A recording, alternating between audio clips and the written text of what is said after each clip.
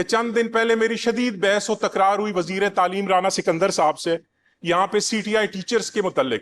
انہوں نے مجھے کہا کہ اللہ تعالیٰ کے یہ نام لکھے ہوئے ہیں اور آیتوں کے نیچے کھڑے ہو کر کہ میں نے جو ہے کبھی کسی کانٹریکٹ جو ہے 1 سال سے کم کا کسی ٹیچر کو نہیں دیا. میں آج یہ لے کر آیا ہوں میرے حلقے کا ان کا لکھا ہوا ان کے ڈپارٹمنٹ کا سائن ہوا کانٹریکٹ 6 مہینے کا ہے جی. اگر ہم اپنے ٹیچروں کے ساتھ یہ ثابت کرتا ہے ادھر کی سچائی. اگر ہم اپنے استاد کی یہ عزت کریں گے یہ تکریم کریں گے کہ 6 مہینے کا کانٹریکٹ دیں گے اس کے بعد وہ اسی جستجو میں اسی کوشش میں رہے گا کہ میں نے اگلا کیسے حاصل کرنا ہے تو کیسے ہمارے بچوں کا بہتر مستقبل بنے گا. ہمارے سی ٹی آئی ٹیچروں کا برا حال ہے.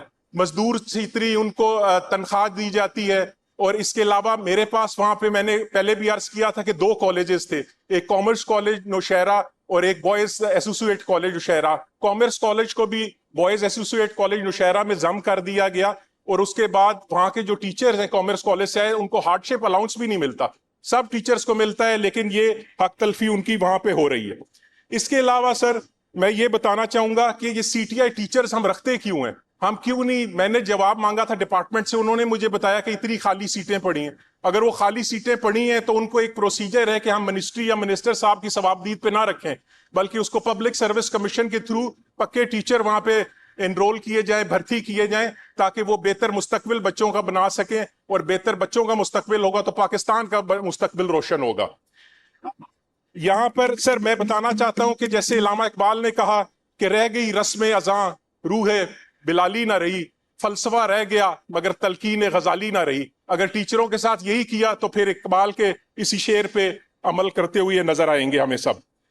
یہاں سے سر میں آپ کو بتانا چاہتا ہوں کہ ایک جو حکومتی بینچز سے بندہ اٹھتا ہے وہ ہمیں بھاشن دیتا ہے کہ تم لوگوں نے نوجوان نسل کو بھٹکا دیا, ان کو کہاں لے گئے, ہم نے ان کو لیپ ٹاپس دیے ہیں ہر بچے کے ہاتھ میں. 160 ارب سے زائد رقم اس دفعہ بھی رکھی گئی لیپ ٹاپ کے لیے اس بجٹ میں اور تقریباً اتنی پچھلے سال بھی تھی. لیکن میں آپ کو بتانا چاہوں گا کہ پی پی 81 خوشاب جو ہے میرا حلقہ وہاں پہ کسی ایک کالج میں ایک لیپ ٹاپ بھی نہیں آیا نہ دیا گیا ہے. تو میں آپ سے یہ صرف پوچھنا چاہتا ہوں کہ یہ والا خوشاب کے بچے بچیاں جو ہیں کیا ان کا حق نہیں ہے ان لیپ ٹاپ پہ, تعلیم پہ, ترقی پہ کہ ان کو اپنا بہتر مستقبل بنانے کے لیے.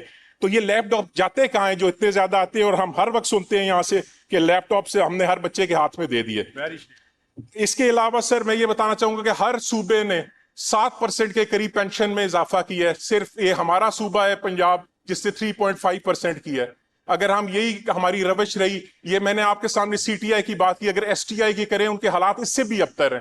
ایک سکول ہے میرا گرلز سکول ناڑی, وہاں پہ بچیوں کے 2 کمرے بنائے گئے پی ٹی آئی کے دور میں. اب بچیوں کی تعداد اس قدر زیادہ ہوگی ہے کہ 150 بچیاں چاہے سردی ہو, گرمی ہو, دھوپ ہو, آندھی ہو, طوفان ہو, وہ اوپن ایئر میں کھلے آسمان کے نیچے بیٹھ کے پڑھنے پہ مجبور ہیں. تو یہ ہمارے فنڈز جاتے کہاں ہیں؟ جب ہم یہ ساری ناانصافیاں دیکھتے ہیں تو اس کے بعد ایک ہی سوال اٹھتا ہے سر سارے خوشاب کی طرف سے, ہمارے بچے بچیوں کی طرف سے, میں ان کا نمائندہ میری طرف سے, کہ are we children of a lesser god, کیا ہم کسی کمتر خدا کی مخلوق ہیں کہ ہمارے ساتھ یہ رویہ رکھا گیا ہے؟ اور میں اس کا خود جواب دیتا ہوں وی آر ناٹ, ہم کسی سے کم نہیں ہیں اور انشاءاللہ میں ان کی آواز بنتا رہوں گا اور ہم اپنے حق کے لیے لڑتے رہیں گے جب تک کہ ہم ان کا حق چھین کے نہیں لے جاتے. فائنانس منسٹر صاحب نے یہاں پہ اپنی تقریر کے دوران بتایا کہ انہوں نے اچھالی پروجیکٹ ہے میرے حلقے میں, اس میں انہوں نے پیسے رکھے. میں ان کا بڑا شکر گزار ہوں ٹورزم کی ڈیولپمنٹ کے لیے, ایک ریسٹ ہاؤس بنانے کے لیے. یہ بہت اچھا قدم ہے, میں شکریہ ادا کرتا ہوں. لیکن اس سے زیادہ ضرورت ہے ہمیں ایک گریجویٹ کالج کی. پورے میرے حلقے میں وہاں پہ ایک بھی گریجویٹ کالج نہیں ہے. اور کیا یہ اچھا ہو کہ اگر وہ یہ پیسے لگنے سے پہلے ہمارے پاس جو گرلز کالج ہے اس کو گریجویٹ کالج کر دیں, وہاں بی ایس کی ڈگری دیں. کیونکہ آپ کو سے بہتر کون جانتا ہے کہ ہمارے رورل ایریاز میں ماں باپ کے لیے کتنا مشکل ہوتا ہے کہ وہ اپنی بچیوں کو باہر بھیجیں. پردے کا ضرورت ہوتی ہے, ان کی سیفٹی کے مشکلات ہوتی ہیں, فائنینشل کا مسئلہ ہوتا ہے, تو ان کی تعلیم ادھوری رہ جاتی ہے.